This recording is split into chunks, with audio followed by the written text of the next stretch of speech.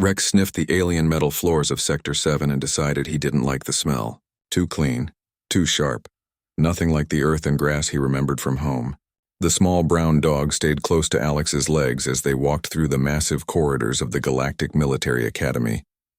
"Look at that pathetic thing," whispered Cadet 8, a towering crystal being whose voice sounded like breaking glass.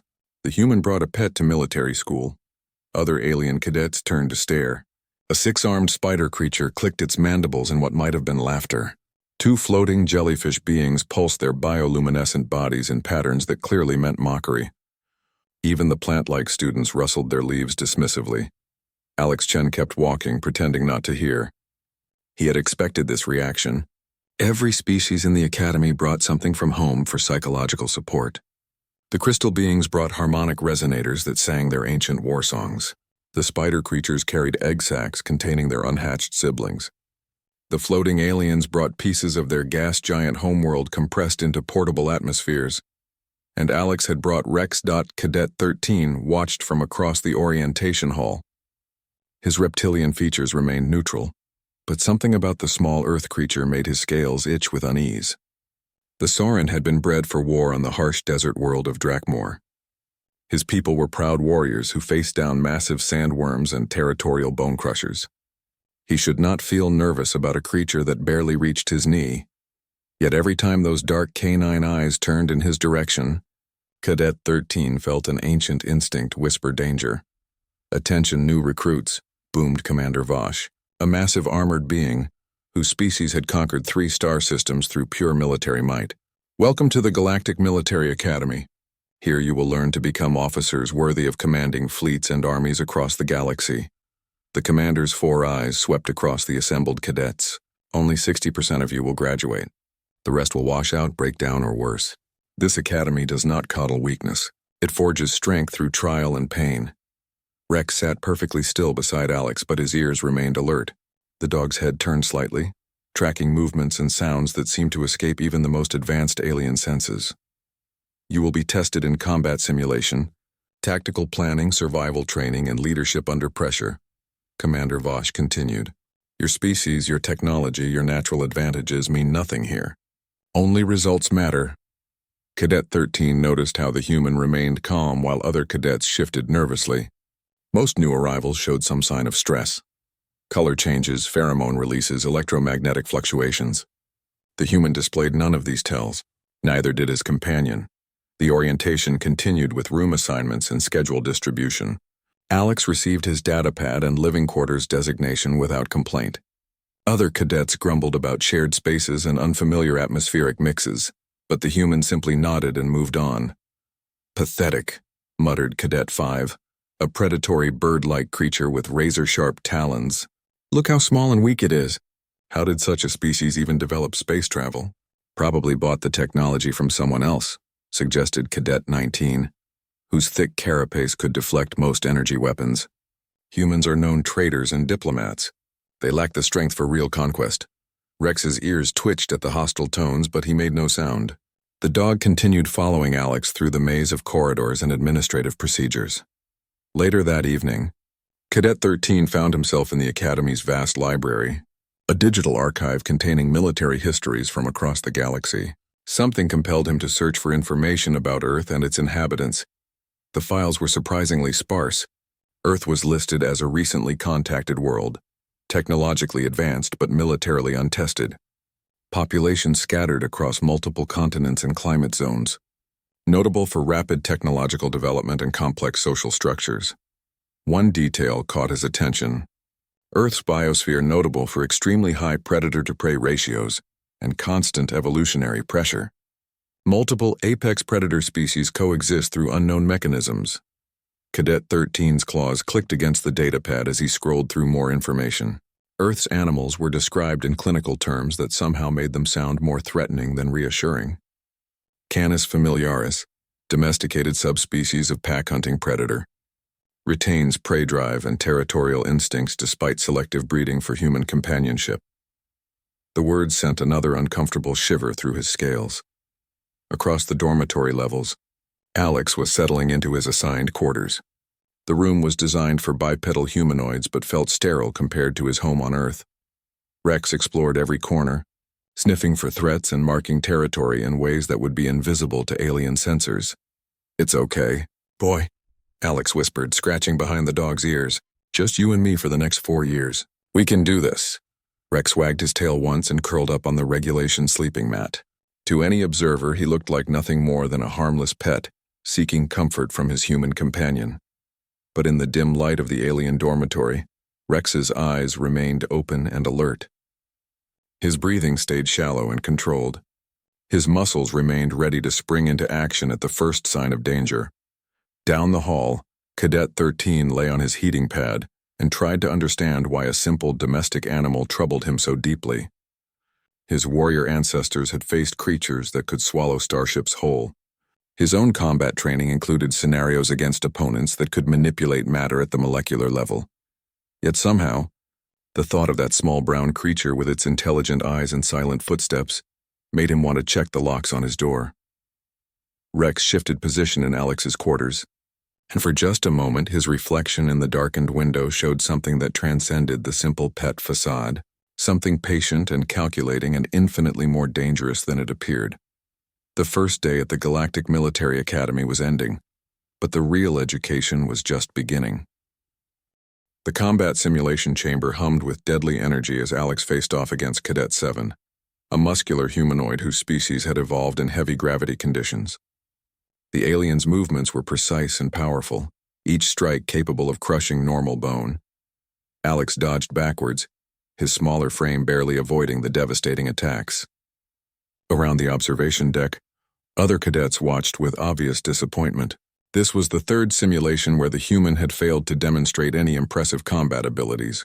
"Predictable," commented Cadet 19, his thick shell reflecting the chamber's lighting. "Humans rely too heavily on tools and technology. Strip that away and they're helpless."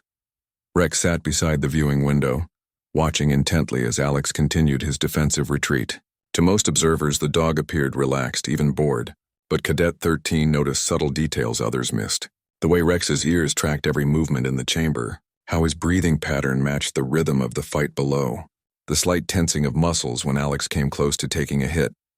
The simulation ended with Alex on the ground, defeated but uninjured thanks to the chamber's safety protocols. He climbed to his feet, brushed off his uniform, and nodded respectfully to his opponent. "Better luck next time, human," Cadet 7 said with genuine sympathy. "Perhaps you should consider support roles instead of combat positions." Alex accepted the advice without complaint, but Rex's tail had stopped wagging entirely. Later that week, the cadets faced environmental challenges in the Academy's atmospheric testing facility. Each species had to navigate hazardous conditions while wearing minimal protective gear. The crystalline beings excelled in radiation zones. The aquatic species dominated underwater scenarios. The armored cadets shrugged off toxic atmosphere exposure. Alex struggled through most challenges, requiring longer recovery times and showing obvious discomfort in extreme conditions. By contrast, Rex seemed almost unnaturally adaptable, maintaining steady breathing and alert behavior regardless of atmospheric composition or temperature variations. "The human's pet handles stress better than the human does," observed Cadet 12. A floating entity whose electromagnetic fields could detect emotional states. Curious adaptation for a domesticated creature. During a particularly difficult chemical exposure test, something unexpected happened. The facility's safety systems malfunctioned, flooding one section with actual toxic gas instead of the planned simulation. Alarms screamed as emergency protocols activated, but the automated systems failed to vent the contaminated area. 3 cadets were trapped inside, their communication systems down, and their protective gear compromised by the malfunction. Emergency teams rushed to organize a rescue, but the toxic cloud made direct approach impossible. Rex suddenly stood up from where he had been resting, his entire body rigid with attention. He stared at the sealed chamber door and began making a low whining sound that seemed to resonate through the facility's metal structure. "What's wrong with your animal?" Cadet 13 asked Alex, though something about the dog's behavior made his scales prickle with familiar unease. Alex was already moving toward the emergency control panel. "Rex is telling us something's wrong in there. More wrong than the alarms indicate." Before anyone could stop him, Alex accessed the environmental sensors and discovered what Rex had somehow detected. The toxic gas was reacting with the chamber's heating system, creating a secondary chemical reaction that would soon produce explosive compounds. The trapped cadets had minutes before the entire section would become a bomb. Emergency. Teams redirected their rescue efforts based on Alex's warning, successfully extracting all 3 cadets before the predicted explosion occurred. The blast that followed would have killed everyone in the area and damaged critical academy systems. In the aftermath, as medical teams treated the rescued cadets for chemical exposure, several aliens found themselves looking at Rex with new eyes. The dog had detected a threat that escaped advanced sensor arrays and multiple species with enhanced senses. How did it know? Cadet 8's crystalline voice carried notes of confusion and something that might have been respect. Alex shrugged as he scratched Rex's ears. He just did. Rex has always been good at sensing danger. That night, Cadet 13 returned to the digital archives with new questions. He searched for more detailed information about Earth's evolutionary history, focusing on predator-prey relationships and environmental pressures. What he found made his sleep cycle restless for days afterward. Earth's biosphere was described as unusually hostile, with constant environmental changes that forced rapid adaptation or extinction. Ice ages, volcanic periods, magnetic pole reversals, and asteroid impacts had created selection pressures that most worlds never experienced. But more disturbing was the information about Earth's carnivores. Most worlds developed a few apex predator species that dominated their ecosystems through size and strength. Earth had produced dozens of different predatory strategies, from pack hunters to ambush specialists to persistence predators that could track prey for days without rest. And somehow, humans had not only survived in this environment but had formed partnerships with some of these predators. The files contained fragmentary records of human history, describing warriors who fought alongside trained predators in ancient conflicts. Humans who bred and selected companion animals for specific traits, enhancing natural abilities through generations of careful genetic guidance. Rex was not just a pet brought for comfort. He was the end result of thousands of years of human engineering, creating a partner species optimized for cooperation in dangerous environments. Cadet 13 tried to dismiss these thoughts as paranoid speculation, but every interaction with the human and his companion reinforced his growing suspicions. The way they moved together in the corridors, never needing to communicate directly but always remaining perfectly coordinated. How Rex positioned himself to watch blind spots while Alex focused on other tasks. The subtle way other cadets unconsciously gave them more space than they gave other individuals. During tactical planning exercises, Alex continued to perform adequately, but not exceptionally. His strategies were sound but unimaginative, his leadership competent but uninspiring. Yet somehow, teams that included Alex and Rex consistently performed better than their individual components, suggested they should. Other cadets began requesting transfers away from joint exercises with the human, claiming they found his pet distracting. But Cadet 13 suspected the real reason was more primitive and more honest. They were beginning to sense what he had felt from the beginning. Something about this small, seemingly harmless creature triggered ancient warnings that transcended species. Boundaries. The Academy's instructors noticed the subtle social dynamics but attributed them to normal xenophobic reactions that would fade with time and exposure. They had no framework for understanding what was really happening. Earth had sent more than a diplomatic student to learn alien military techniques. They had sent a predator to study potential prey. The transport ship dropped them on Kepler Prime just after dawn, leaving 6 cadets alone on a hostile world with basic supplies and a simple mission: survive 72 hours while reaching the extraction point 40 kilometers away. Cadet 13 surveyed his assigned team with mixed feelings. Besides himself, the group included Alex and Rex, plus Cadet 4 whose species could photosynthesize in low-light conditions, Cadet 11 whose armored hide could deflect most projectiles, and Cadet 16 who possessed electromagnetic senses that could detect life forms at great distances. On paper, it should have been an easy exercise. 4 physically superior aliens escorting 1 weak human and his pet through territory that had already been cleared of major threats by previous training groups. The reality proved different. From the first hour, Kepler Prime's indigenous wildlife had adapted to constant intrusion by developing new hunting strategies. The relatively harmless scavengers described in the mission briefing had evolved into coordinated pack hunters that used the planet's magnetic anomalies to mask their approach from electronic sensors. Cadet 13’s electromagnetic abilities became useless when local fauna began jamming his perception with natural bioelectric fields. Cadet 11's armor provided protection, but made him slow and noisy in the dense undergrowth. Cadet 4's photosynthetic abilities worked perfectly, but only during daylight hours. Alex appeared to struggle with the basic demands of wilderness survival. He moved awkwardly through rough terrain, required frequent rest stops, and showed obvious discomfort with the planet's slightly toxic atmosphere. By midday, the other cadets were exchanging glances that suggested they might need to carry their human teammate to avoid mission failure. Rex trotted alongside the group without apparent effort, but Cadet 13 began noticing patterns in the dog's behavior that didn't match simple companionship. Rex would range ahead of the group, then return to Alex's side before moving to investigate sounds or scents that seemed to escape everyone else's attention. His route never appeared random, but always seemed to guide the team away from certain areas while encouraging movement toward others. When they made camp for the night, the dynamic became more obvious. While the aliens set up their equipment and divided watch duties, Alex and Rex performed a careful perimeter check that seemed almost choreographed in its precision. Rex would investigate potential threat areas, while Alex positioned himself to provide cover or support if needed. They communicated through subtle gestures and quiet sounds that conveyed complex information without alerting potential predators to their presence.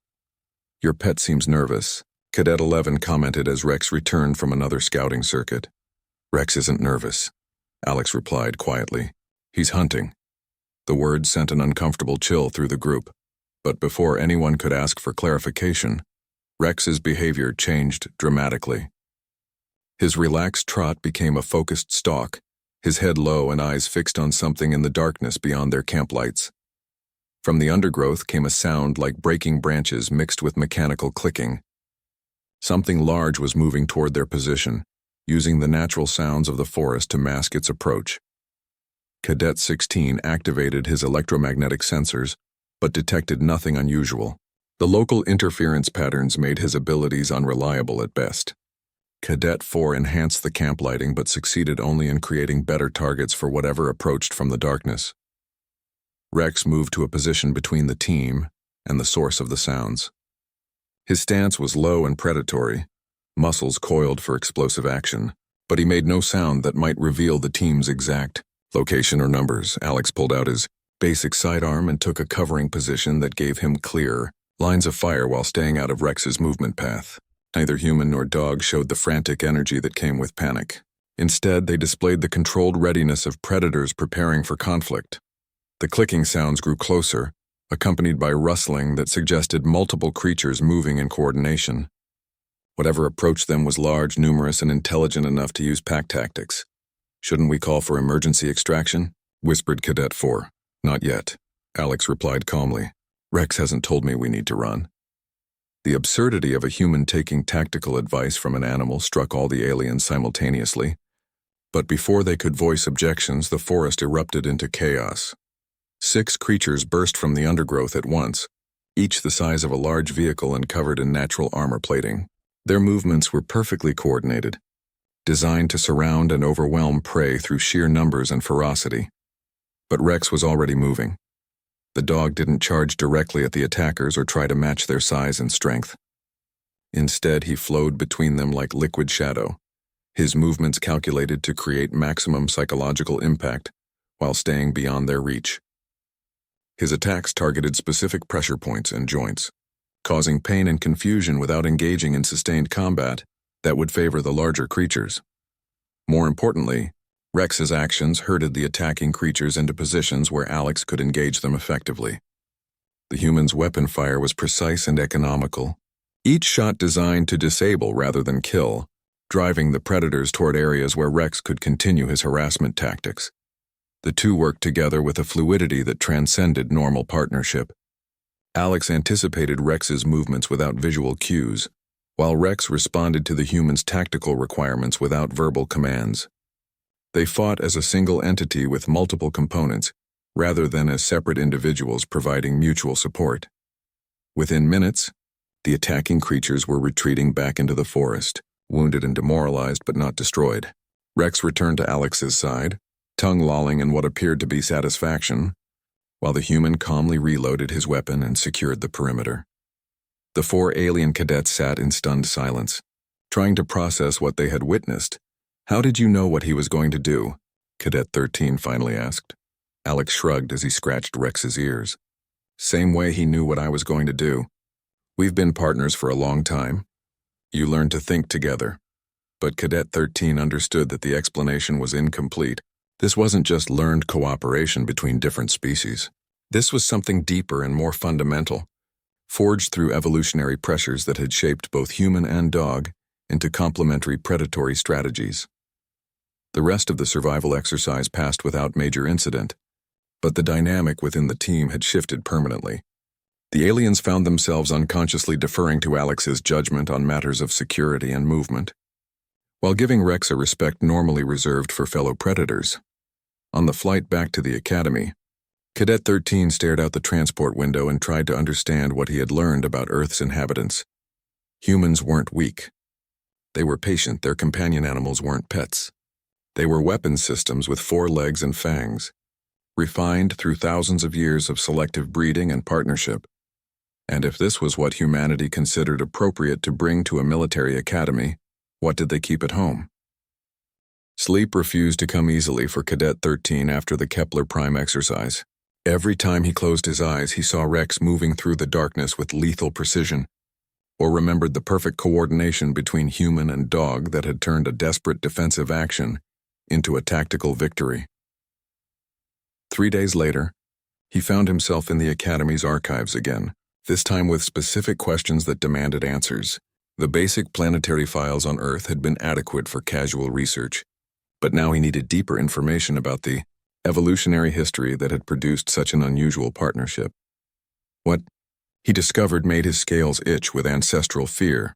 Earth's geological record showed a pattern of catastrophic extinctions followed by rapid evolutionary rebounds, ice ages that lasted for thousands of years, followed by warming periods that transformed entire continents, asteroid impacts that wiped out dominant species and created opportunities for completely new forms of life to emerge, volcanic periods that poisoned atmospheres and changed ocean chemistry across the entire planet.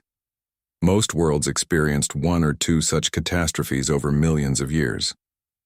Earth had endured dozens. The result was a biosphere locked in permanent evolutionary warfare. Species that survived did so not through size or strength alone, but through adaptability, intelligence, and the ability to form cooperative relationships that maximize survival advantages. Humans had emerged from this crucible as persistence predators, capable of tracking prey across vast distances through endurance rather than speed. But more significantly, they had developed the capacity to recruit other species as allies in their survival strategies. The files contained fragmentary records of human civilization showing partnerships with dozens of different animal species. Some relationships were clearly utilitarian, using other species for transportation, agriculture, or resource gathering, but others seemed to serve purely military purposes. Dogs were just the beginning. Humans had domesticated wolves, transforming pack hunters into loyal companions optimized for human cooperation. They had trained large cats for stealth reconnaissance and individual combat. They had bred horses for cavalry warfare, creating animals that could carry armored warriors into battle while fighting alongside them. Birds of prey had been trained for aerial surveillance and message delivery across vast distances. Even more disturbing were records of human combat techniques that incorporated animal partnerships. Warriors who fought alongside trained predators, using coordinated attacks that maximized the advantages of both species. Military units that included specialized animals for specific battlefield roles, from detection to assault to psychological warfare. Cadet 13 found references to human cultures that had developed elaborate training programs for war animals, passing knowledge from generation to generation about how to breed, train, and deploy animal partners for maximum military effectiveness. The humans hadn't simply domesticated other species. They had created a military alliance that spanned the entire planet's ecosystem. But the most unsettling discovery came when he accessed Earth's more recent historical records. Human warfare had evolved beyond simple animal partnerships. They had developed technologies that amplified natural abilities, creating cyborg animals with enhanced senses and capabilities. They had used genetic engineering to produce specialized breeds optimized for specific military roles. They had created training programs that could turn almost any species into an effective weapon system. And throughout all of this technological advancement, they had maintained the fundamental principle that had guided their species from the beginning. Cooperation was more effective than domination. A soft chime indicated that someone was requesting access to his research terminal. Cadet 13 looked up to find Alex standing nearby, Rex at his side as always. "Mind if I join you?" Alex asked politely. Rex likes the archive section. It's quiet and he can keep watch while I study. Cadet 13 hesitated, then gestured to an adjacent workstation. Having the human nearby might provide opportunities to test some of his theories about Earth's military culture. Alex settled into the chair and activated his own research terminal. Rex curled up beside the workstation in a position that allowed him to monitor the archive entrance while remaining close enough to respond to any threat or command from his human partner. "What are you researching?" Cadet 13 asked casually. "Galactic military history," Alex replied without looking up from his screen. "Trying to understand how different species approach warfare and tactics. The Academy Library has records from conflicts spanning thousands of years and dozens of civilizations. And what have you learned?"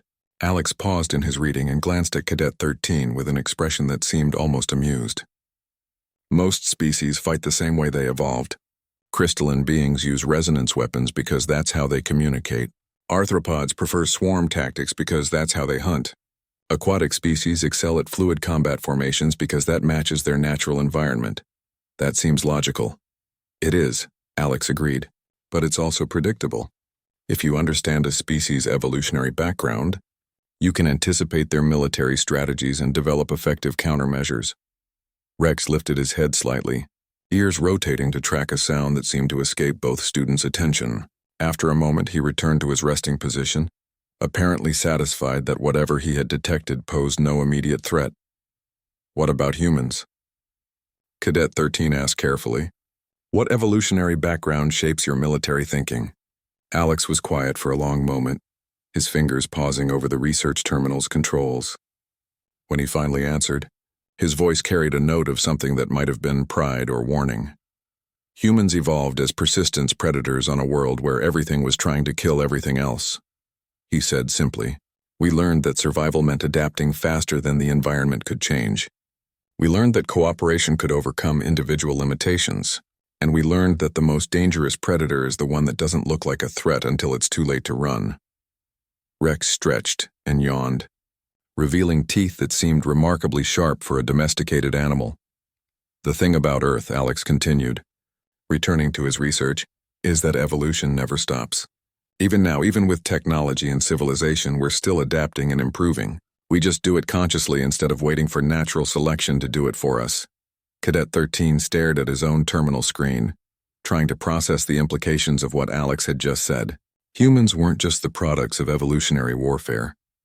They were actively continuing it through deliberate technological and biological enhancement.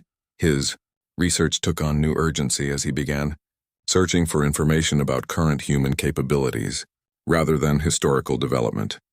What he found made him understand that his fears had been insufficient rather than excessive. Human space forces included units that integrated enhanced animals with advanced technology. Military dogs equipped with sensor arrays and communication systems that made them mobile intelligence-gathering platforms. Cavalry units that used genetically enhanced horses capable of operating in vacuum conditions.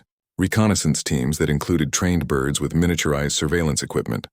But more significantly, humans had begun applying their partnership principles to relationships with other sapient species.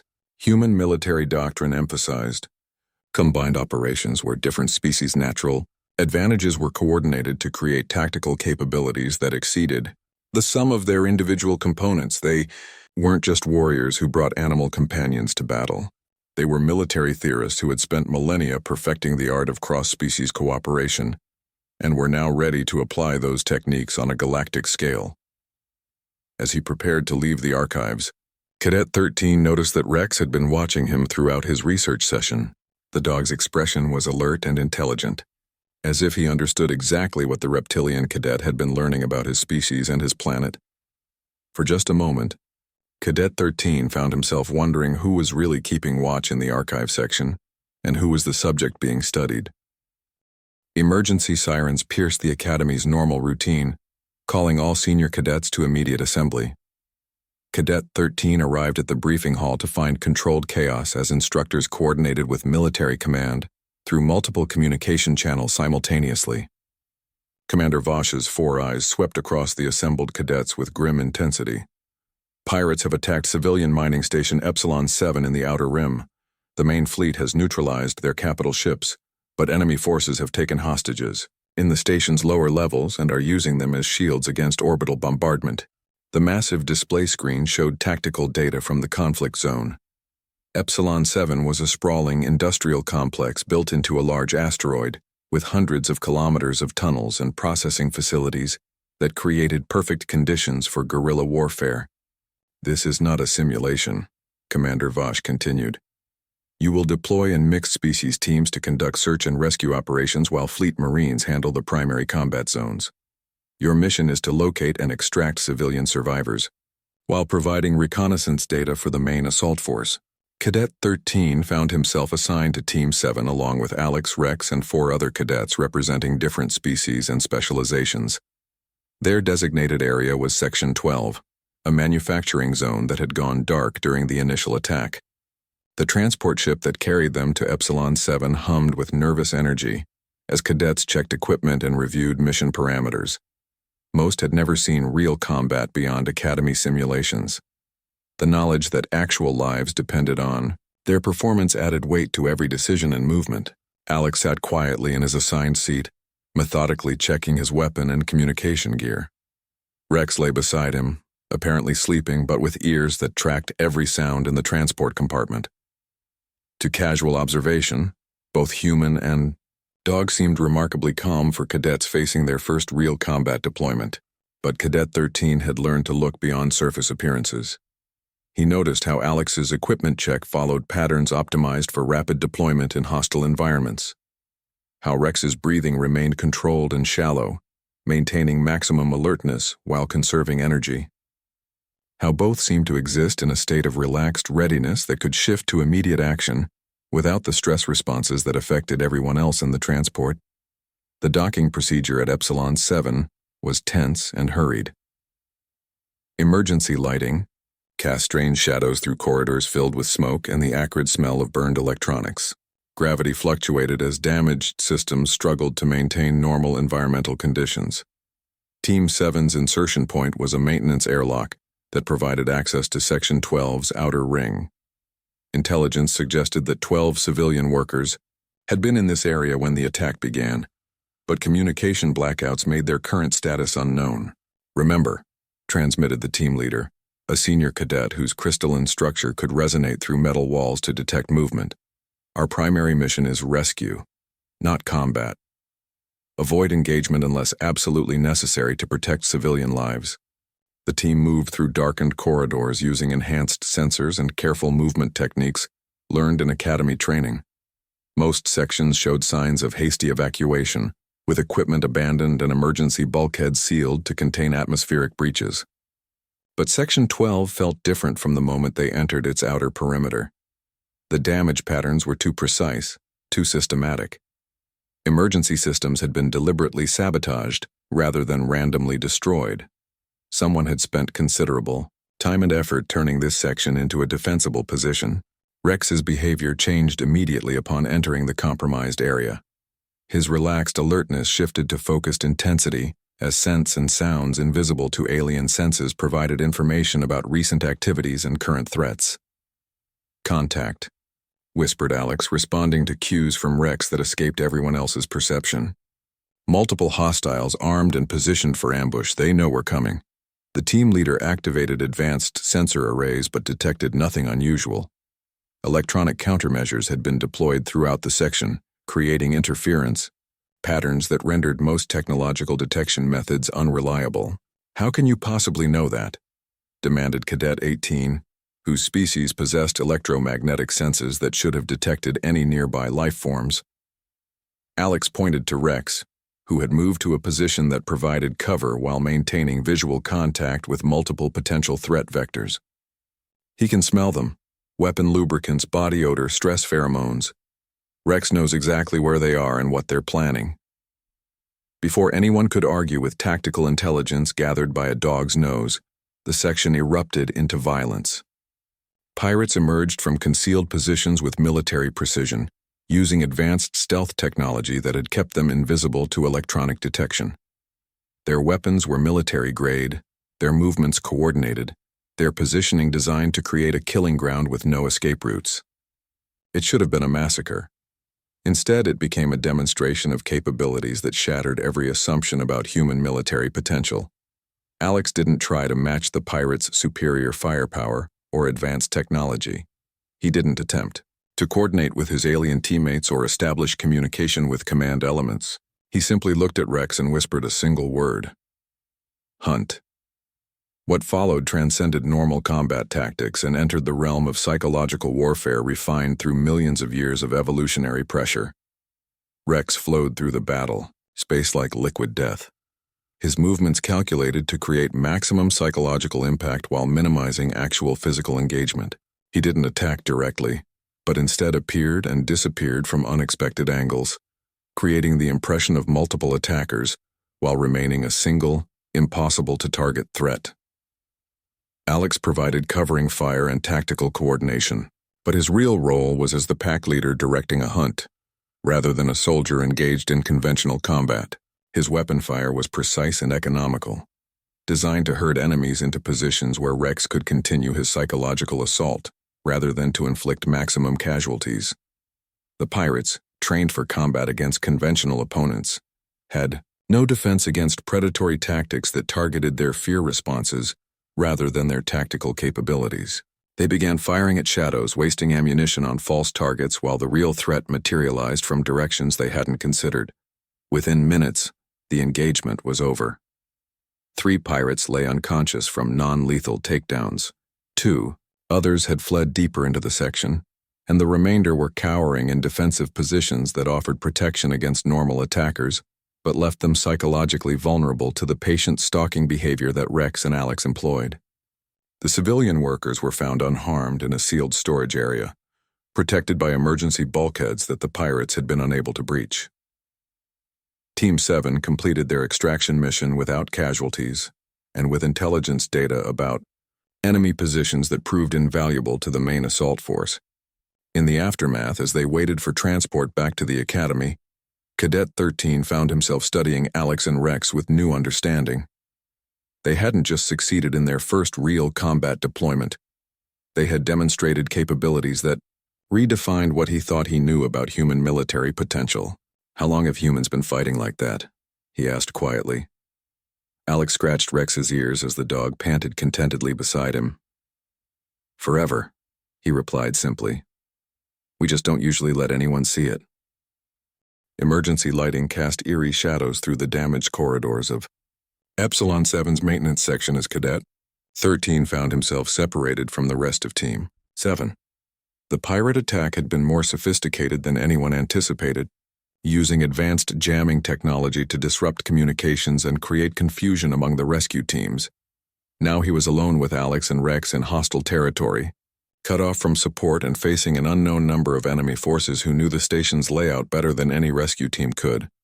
"We need to find an alternative route to the extraction point," Alex said quietly, studying a maintenance schematic on his portable display. "The main corridors are compromised and probably monitored." Rex sat beside them, head tilted as he listened to sounds that escaped Cadet 13's enhanced hearing. The dog's tail wasn't wagging, and his posture radiated focused attention rather than the relaxed alertness that had become familiar during academy exercises. "Your animal seems agitated," Cadet 13 observed, unconsciously moving closer to the nearest wall as ancient instincts whispered warnings about open spaces and potential ambush sites. "Rex isn't agitated," Alex replied, powering down his display and shouldering his equipment pack. "He's excited." "There's a difference." The words sent familiar chills through Cadet 13's scales, But before he could ask for clarification, the corridor filled with the sound of approaching footsteps. Multiple individuals moving with military precision, weapons ready, communications equipment active. Pirates had found them. "Surrender now and you won't be harmed," called a voice from the darkness ahead. "We know you're Academy cadets on your first deployment. No one expects you to die for strangers." Alex pressed himself against the corridor wall and checked his weapon's power level. Standard Academy sidearm, designed for training exercises and light security duties. Adequate for normal Academy situations, but inadequate against military-grade pirate equipment. "How many?" Cadet 13 whispered. Rex's ears rotated as he processed auditory information that revealed details about their opponents. His breathing pattern shifted subtly, and his muscles tensed in preparation for movement that would require explosive speed and perfect timing. 6 approaching from ahead, 3 more moving to flank from behind. Alex translated from Rex's behavioral cues. All armed with military weapons, all wearing combat armor, all confident that they have us trapped. "We should surrender," Cadet 13 said urgently. "We're outnumbered and outgunned. The mission parameters specifically state that cadet safety takes priority over." Alex looked at him with an expression that combined amusement and something much darker. "Cadet 13, you've been studying Earth's evolutionary history. You know what my species is. You know what Rex represents. Do you really think we're going to surrender to prey?" The word prey hung in the air like a physical presence, and Cadet 13 realized that everything he had learned about humans and their companion animals had led to this moment. All the research, all the subtle observations, all the growing fear that had haunted him since his first glimpse of Rex had been preparation for understanding what was about to happen. "Last chance," called the pirate leader. "Throw down your weapons and come out slowly." Alex knelt beside Rex and spoke in a voice so quiet that even Cadet 13's enhanced hearing barely detected the words. But the tone was unmistakable. This wasn't a human giving orders to a domesticated animal. This was an apex predator coordinating with his hunting partner for a kill. Hunt. What followed shattered every assumption about combat, predation, and the relationship between civilized behavior and evolutionary heritage. Rex didn't charge toward the enemy or seek cover from their superior firepower. Instead, he disappeared into the station's infrastructure, using maintenance tunnels and ventilation systems to move through three-dimensional space that the pirates had never considered as potential attack vectors. Alex didn't try to match the pirates' military equipment or tactical advantages. He became something that transcended normal combat doctrine and entered the realm of psychological warfare that his species had perfected across millions of years of evolutionary pressure. The pirates expected to fight cadets who would use academy training and standard military procedures. Instead, they found themselves facing predators who had been refined through selective breeding and partnership to create the most effective killing team that Earth had ever produced. Rex struck from above, dropping from ceiling vents to attack exposed targets before disappearing again into spaces too small for armored humans to follow. His attacks targeted pressure points and nerve clusters with surgical precision, designed to disable rather than kill, but creating maximum psychological impact on survivors. Alex coordinated the assault through movements and sounds that seemed almost telepathic in their precision. He provided covering fire and tactical misdirection, but his real role was as the intelligence directing a hunt that had been practiced and refined through thousands of years of partnership between human and dog. The pirates' advanced technology became irrelevant when their opponents refused to engage in conventional combat. Their superior numbers meant nothing when they couldn't target enemies who attacked from impossible angles and disappeared before retaliation was possible. Their military training failed them when confronted by predatory tactics that bypassed logic and targeted primal fear responses. Within minutes, the engagement was over. 5 pirates lay unconscious or disabled. 1 had fled in panic, and the remainder were paralyzed by terror as they tried to process what had happened to their carefully planned ambush. Rex returned to Alex's side, tongue lolling in satisfaction, while the human calmly secured weapons from the defeated enemies. Neither showed signs of stress or fatigue. If anything, they seemed energized by the encounter.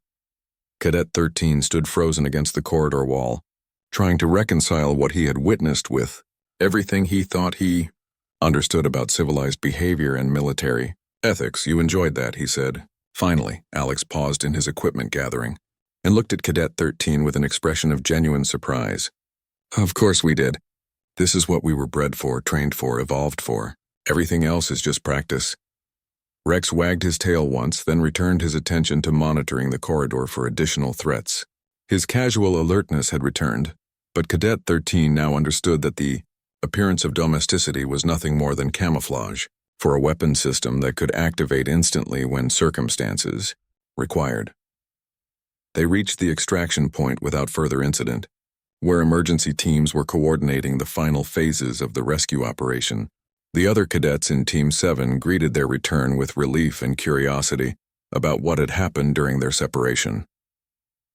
Cadet 13 provided his official report to the Academy instructors, describing the encounter in clinical terms that conveyed the tactical details without communicating his growing understanding of what humanity represented in galactic civilization. But later, alone in his quarters, he began composing a different kind of report, one that would be transmitted through encrypted channels to intelligence services on Drakmor, carrying warnings about capabilities that transcended normal military threat assessments. Humans had spent their academy time learning about alien military doctrine, technological capabilities, and strategic thinking. They had studied potential opponents and allies with the patience of predators evaluating prey and pack dynamics. And they had done all of this while maintaining the facade of being weak, primitive, and dependent on their animal companions for psychological support. Rex wasn't Alex's pet. Rex was his weapon. Alex wasn't a cadet learning to become a military officer. Alex was a predator studying the galactic food chain to determine where humanity would fit when they decided to stop pretending to be harmless.